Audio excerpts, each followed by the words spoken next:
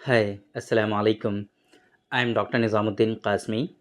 I am a sexual disorders and infertility specialist working here at Saira Healthcare and Hijama Center, Barabanki Uttar Pradesh. देखिए male infertility basically जो male infertility होती है sperm से related बहुत सारे complications, बहुत सारे डिसऑर्डर्स, एबनॉर्मलिटीज़ जब आती हैं किसी शख्स में तो ऐसे लोगों में इनफर्टिलिटी आम तौर पे देखने को पाई जाती है।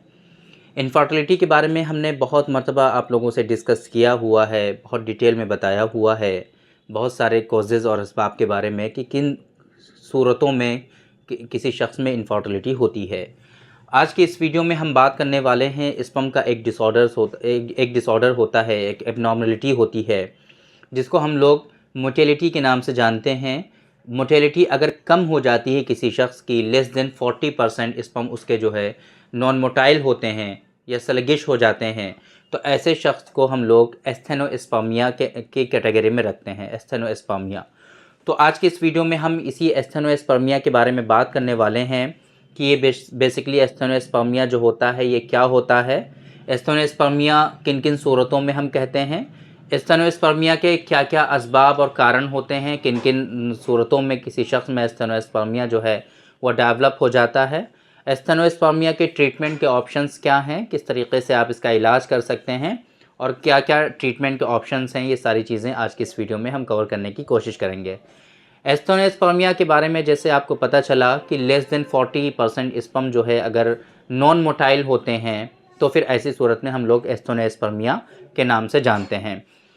एस्थेनोस्पर्मिया जैसे कि मैंने आप लोगों को बताया कि मोटेलिटी के कम होने की सूरत में होता है, लेकिन ये मोटेलिटी किन किन कारणों में और किन किन सूरतों में किसी शख्स में कम हो सकती है ये जानना आप लोगों के लिए बहुत ज़्यादा ज़रूरी होता है। बहुत सारी क्रोनिक डिजीज़ेज़ होती हैं, इन्फेक्शंस होते हैं जिसके नतीजे में किसी शख्स में एस्थेनोस्पर्मिया डेवलप हो जाता है ना। स्पर्म ऑटो इम्यून कुछ कंडीशन होती हैं, ऑटो इम्यून डिजीज़ हो जाती हैं, उसकी वजह से भी एस्थेनोस्पर्मिया लोगों में आ जाता है। आम तौर पे ये जो एस्थेनोस्पर्मिया होता है ये हमारा ओलिगोस्पर्मिया के साथ जो है मिला जुला हुआ होता है। जिन लोगों में एस्थेनोस्पर्मिया होता है ख़ास तौर से ऐसे लोगों में ओलिगोस्पर्मिया होने के भी चांसेस होते हैं और most of the time oligospermia और एस्थेनोस्पर्मिया दोनों साथ साथ में प्रेजेंट होते हैं।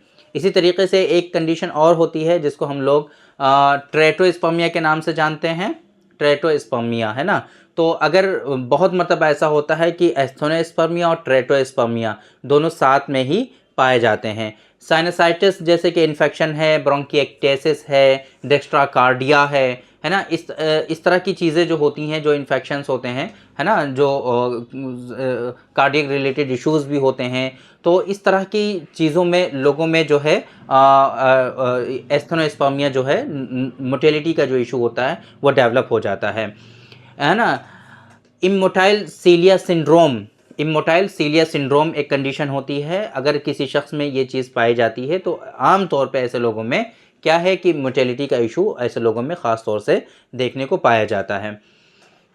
इसी तरीके से मैंने अभी आप लोगों को बताया था ट्रेटोस्पर्मिया के बारे में, स्पर्म की मॉर्फोलॉजी डिस्टर्ब हो जाती है ना। स्पर्म जो है नॉर्मल बहुत कम बचते हैं, एबनॉर्मल ज़्यादा हो जाते हैं।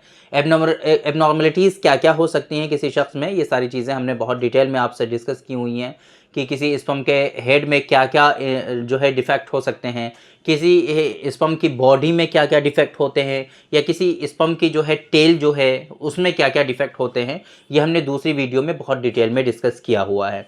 तो ये एस्थेनोस्पर्मिया आपकी समझ में आया होगा कि ये बेसिकली क्या होता है।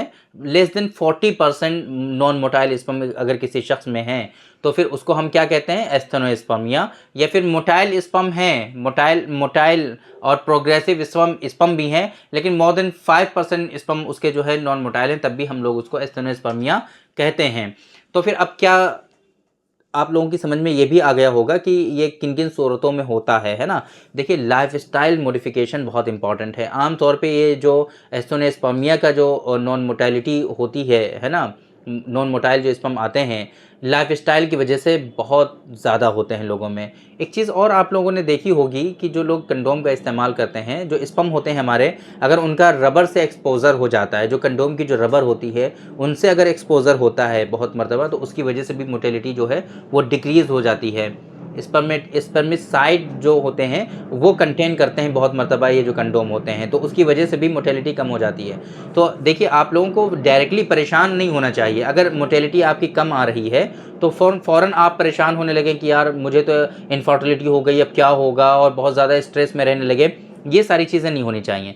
अगर मोटिलिटी कम हो रही है, बहुत मर्तबा ऐसा होता है कि मोटिलिटी कम होती है और उसके कोई एक्सटर्नल फैक्टर होते हैं, वो टेम्परेरी होते हैं। अगर आप सही से उन चीज़ों को देख लें, सही से अगर आप रिकग्नाइज़ कर लें कि इस वजह से मोटिलिटी हो सकता है मेरी डिक्रीज़ हो रही हो, और उस चीज़ों को अवॉइड करने की कोशिश करें, तो हो सकता है बहुत आसानी से ये सारी चीज़ें आपकी ठीक हो जाएँ। जैसे कि मैंने एक चीज़ ये बताई कि जो लोग कंडोम का इस्तेमाल करते हैं रेगुलर बेसिस पे, तो उस पे उसकी जो रबर होती है कंडोम की, उसके इससे जब स्पर्म का एक्सपोज़र होता है तो उसकी वजह से भी मोटिलिटी क्या हो जाती है, डिक्रीज़ हो जाती है। बहुत मतलब ऐसा होता है कि टेम्परेचर बहुत ज़्यादा हाई होता है, जिस एनवायरनमेंट में आप लोग सेक्सुअल इंटरकोर्स कर रहे हैं या सीमेन का सैंपल दे रहे हैं, वहाँ पे टेम्परेचर अगर बहुत ज़्यादा हाई है तो उसकी वजह से भी मोटिलिटी डिक्रीज़ हो जाती है। बहुत मर्तबा ऐसा होता है कि सीमेन एनालिसिस के लिए आप सैंपल दे रहे हो, और जो सैंपल जो आपने कलेक्ट किया है और एग्जामिनेशन जब हो रहा है, इन दोनों के दरमियान अगर बहुत ज़्यादा टाइम गुजर जाता है, टाइम पीरियड बहुत ज़्यादा हो जाता है, तो फिर उसकी वजह से भी मोटिलिटी बहुत ज़्यादा कम आती है। तो ये कुछ चीज़ें भी हैं, आप लोगों को कंफर्म करना चाहिए कि कलेक्शन कब हुआ और एग्जामिनेशन कब हुआ, कितनी देर का डिले हुआ है, तो इसकी वजह से भी मोटिलिटी कम होती है। इसलिए आप लोगों को एकदम से परेशान नहीं होना चाहिए। हम अक्सर आप लोगों को ये कहते हैं कि बीमारी आपको कितनी बड़ी क्यों ना हो, है ना, बीमारी, कहते हैं कि बीमारी बाद में आई है, उसका ट्रीटमेंट पहले आया है। तो ट्रीटमेंट सभी चीज़ों का हो जाता है अल्हम्दुलिल्लाह। बहुत लोग ये कहते हैं कि ये स्टेनोस्पर्मिया, ओलिगोस्पर्मिया, एज़ोस्पर्मिया, इन सब का कोई इलाज नहीं है। हम कहते हैं अल्हम्दुलिल्लाह यूनानी सिस्टम ऑफ मेडिसिन में बहुत अच्छा इलाज है। आप लोग पता तो करिए, आप लोग थोड़ी मेहनत तो करिए। यूनानी सिस्टम ऑफ मेडिसिन से अल्हम्दुलिल्लाह ऐसे ऐसे पेशेंट का ट्रीटमेंट हमारे इस सेंटर पर हुआ है, जिनका मतलब बहुत अच्छे अच्छे डॉक्टर्स और बहुत लाखों रुपए बर्बाद कर चुके थे वो लोग आईवीएफ सेंटर्स पे और दुनिया भर के सेंटर्स पर, पता नहीं कैसे कैसा ट्रीटमेंट ले चुके थे, बट उनको कोई रिलीफ नहीं हुआ। और अल्हम्दुलिल्लाह इन नेचुरल मेडिसिन से नेचुरली ऐसे लोगों को कंसीव हुआ और उनको जो है फर्टाइल कंडीशन में वो लोग आ गए और बेबी हो गया, और उन्होंने अपने बच्चों का नाम भी हमसे रखवाया। ऐसे ऐसे पेशेंट हैं अल्हम्दुलिल्लाह।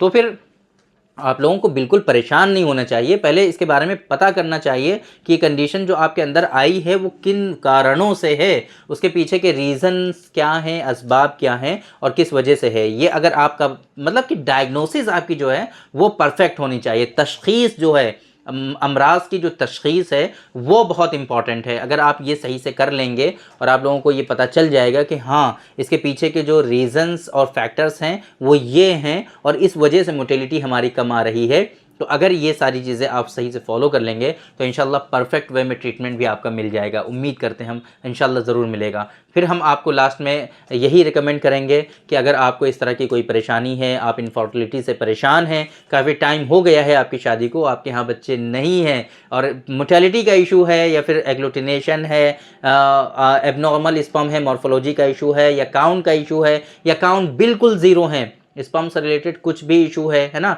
तो फिर एक मतलब आप यूनानी सिस्टम ऑफ मेडिसिन के जो परफेक्ट अच्छे डॉक्टर्स हैं जो इनफर्टिलिटी में डील करते हैं, आप लोग उनसे कंसल्ट करिए। आपके नियरेस्ट पता करिए जो अच्छे डॉक्टर्स हैं, आप उनसे कंसल्ट करिए। अगर नहीं हैं, आप दुनिया में कहीं भी हों, एक दो कंट्री को छोड़ करके, पाकिस्तान और फिजी वगैरह में अभी हमारी सर्विसेज अवेलेबल नहीं है, बाकी दुनिया में आप कहीं भी हैं, आप डायरेक्टली ऑनलाइन हमसे भी कंसल्ट कर सकते हैं। पूरी दुनिया के लिए हमारा कंसल्टेशन अल्हम्दुलिल्लाह अवेलेबल है। डिस्प्ले पे आपको नंबर शो हो रहा है 9452580944, ये हमारा हेल्पलाइन नंबर है। इस पर आप हमारा अपॉइंटमेंट बुक कर सकते हैं, डिटेल आपको यहाँ से मिल जाएंगी। व्हाट्सएप पे मैसेज कर सकते हैं, आप कॉल कर सकते हैं, कॉल करके सारी इन्फॉर्मेशन ले सकते हैं और डायरेक्टली आप हमारा अपॉइंटमेंट बुक करिए। और इस तरह की जो कंडीशंस हैं इसके बारे में हम डिस्कस करेंगे आपसे, सही से आपको बताएंगे, आपकी सारी रिपोर्ट्स देखेंगे, सही से मेज़रमेंट करने के बाद प्रॉपर जो ट्रीटमेंट होगा वो आपको एडवाइस करेंगे। और आप यकीन मानिए कि अगर आप जो है बाप बन जाते हैं, फर्टाइल कंडीशन में आप आ जाते हैं, तो आपसे बहुत ज़्यादा खुशी कहीं हमको होती है, बहुत ही ज़्यादा समझ लीजिए कि बड़ा काम है ये अल्लाह हमसे ले रहा है, ये बहुत ही अच्छा काम है। और लोगों की उम्मीदें इससे जो है उभर रही हैं, लोग काफ़ी ज़्यादा उम्मीदें लोगों के अंदर वापस आ रही हैं। जो नाउम्मीद और मायूस हो चुके थे, ऐसे लोगों में अल्हम्दुलिल्लाह बच्चे हो रहे हैं। और बहुत खुशी होती है जब आप लोगों के चेहरे पे खुशी आती है जब बच्चे होते हैं, और आप लोग कॉल करके हमें इन्फॉर्म करते हैं कि डॉक्टर साहब को बता दीजिएगा कि अल्हम्दुलिल्लाह आज हमारी वाइफ प्रेग्नेंट हो गई हैं। फिर थोड़े दिनों के बाद कॉल आता है, डॉक्टर साहब अल्हम्दुलिल्लाह मेरे एक बच्चा हो गया है, बस नाम आप इसका आप ही रखेंगे। ऐसे ऐसे पेशेंट होते हैं माशाल्लाह जो काफ़ी ज़्यादा लोग परेशान हो चुके होते हैं। तो फिर आप लोग भी अगर इस तरह से परेशान हैं तो बिल्कुल भी आप अब परेशान होना बंद कर दीजिए, और परेशान होने से कोई हल निकलता नहीं है। तो प्रॉपर वे में इसका जो ट्रीटमेंट के जो ऑप्शंस हैं आप उनको सेलेक्ट करिए, ट्रीटमेंट के ऑप्शंस जो अच्छे हैं वो आप इख्तियार करिए। इंशाल्लाह ये सारी परेशानियां आपकी रिज़ॉल्व हो सकती हैं, और प्रॉपर वे में आप एक जो है बाप बन सकते हैं, आपके यहाँ बेबी हो सकता है। इन सब चीज़ों का बहुत ही अच्छा ट्रीटमेंट यूनानी सिस्टम ऑफ मेडिसिन में अल्हम्दुलिल्लाह अवेलेबल है। मैंने कई मरतबा आप लोगों को बताया हुआ है कि इसके लिए कुछ हमारे रिसर्च प्रोडक्ट भी हैं जिनमें हम डील करते हैं, और अपने पेशेंट को हम वो प्रॉपर वे में एडवाइस करते हैं। जैसे कि हमारा इसके लिए स्पर्मोजेनिक है, बहुत ही इफ़ेक्टिव है। इसी तरीके से हमारा नुस्खा नंबर 129 है। आमतौर पर हम अपने पेशेंट को, जो इनफर्टिलिटी के पेशेंट होते हैं, उनको एडवाइस करते हैं 129। तो 129 बहुत इफेक्टिव होता है सीमेन की क्वालिटी को इम्प्रूव करने के लिए, स्पर्म की क्वालिटी को इम्प्रूव करने के लिए, सीमेन के प्रोडक्शन को बढ़ाने के लिए, स्पर्म के प्रोडक्शन को बढ़ाने के लिए 129 बहुत ही ज़्यादा इफेक्टिव है। इसी तरीके से इंडाइजेशन भी होता है कुछ लोगों में, है ना, डाइजेशन से रिलेटेड इश्यूज़ होते हैं, तो 141 हम एडवाइस करते हैं। बहुत ही इफेक्टिव नुस्खा है ये, है ना। इसी तरीके से और भी बहुत सारी दवाएं जो हैं इससे रिलेटेड होती हैं, जैसे एंड्रोफाइड है, स्पमजोवा है, यहाँ पर अतिवीर है ना, जौहर खुसिया है, बहुत इंपॉर्टेंट है, लबूब कलौंजी है, बहुत इंपॉर्टेंट है, माजून तालब है, लबूब कबीर है। इस तरह की जो दवाएँ हैं बहुत इफेक्टिव हैं। इसके लिए आप इन चीज़ों का इस्तेमाल करिए, लेकिन प्रॉपर वे में डॉक्टर साहब से कंसल्ट करने के बाद ही करिए, ताकि जो है आपके अंदर, आपकी बॉडी में कोई साइड इफ़ेक्ट ना आए और सही से इनका ट्रीटमेंट हो पाए। देखिए, मेडिसिन इंपॉर्टेंट नहीं होती हैं, मेडिसिन होता है आपकी हिस्ट्री से, आपकी सही से जो मर्ज़ है उसकी शनाख्त, उसकी तशख़ीस और डायग्नोसिस अगर ये प्रॉपर वे में हो जाती है तो मेडिसिन तो कोई भी बता सकता है आपको। मेडिसिन इंपॉर्टेंट नहीं होती है। मेडिसिन के लिए आप लोग बिल्कुल परेशान ना हुआ करें। सही, अगर आपको कोई परेशानी और बीमारी होती है तो परेशान होना चाहिए आपको उसकी तशख़ीस के लिए, उसकी डायग्नोसिस के लिए। डायग्नोसिस जब आपकी कंफर्म हो जाएगी तो ट्रीटमेंट भी आपका प्रॉपर वे में हो जाएगा इंशाल्लाह। बिल्कुल भी परेशान होने की इसके लिए आपको ज़रूरत नहीं है। तो सारी चीज़ें हमने आपको बता दी। उम्मीद करते हैं कि स्टेनोस्पर्मिया के बारे में आप लोगों को पता चल गया होगा कि ये क्या होता है और इसके ट्रीटमेंट के ऑप्शंस क्या हैं, ये भी हमने आपको बताने की कोशिश की, किस तरीके से इलाज करते हैं, और कुछ ख़ास मेडिसिन के नाम भी हमने आप लोगों को बताए। उम्मीद करते हैं कि ये वीडियो आपको पसंद आई होगी, और उम्मीद करते हैं कि आप लोग ये जो हमारा ऑनलाइन कंसल्टेशन है इससे आप भरपूर फ़ायदा उठाएंगे। तो थैंक यू वेरी मच, बहुत बहुत शुक्रिया आपका। आज के इस वीडियो में इतना ही। इंशाल्लाह कल फिर मुलाकात होगी आपसे एक दूसरी वीडियो में। हम डिस्कस करेंगे आपसे एक दूसरे टॉपिक पर। तब तक के लिए आप हमें इजाज़त दीजिए। अस्सलामु अलैकुम।